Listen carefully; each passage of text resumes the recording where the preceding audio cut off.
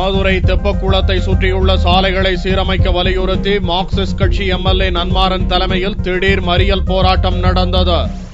மதுரை தெப்பக்குளத்தை சுற்றி அழகுபடுத்தும் பணி மாநகராட்சி சார்பில் செய்யப்படுகிறது. இப்பணி தாமதமான நிலையில் மதுரையில் பெய்து வரும் கனமழையால் காமராஜர் சாலை, அனுப்பானடி சாலை ஆகிய சாலைகள் சேரும் சகதியுமாகி குண்டும் குழியுமாக காட்சியளிக்கின்றன.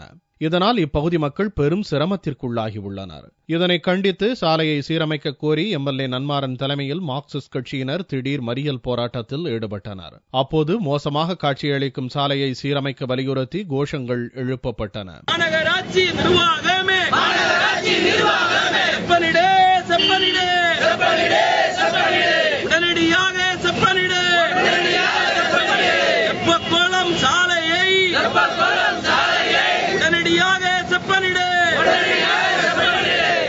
இந்த மறியல் போராட்டத்தால் அப்பகுதியில் போக்குவரத்து பாதிக்கப்பட்டது. இந்த பிரச்சனை குறித்து உரிய நடவடிக்கை எடுக்கப்படும் என அதிகாரிகள் கூறியதை தொடர்ந்து போராட்டம் கைவிடப்பட்டது.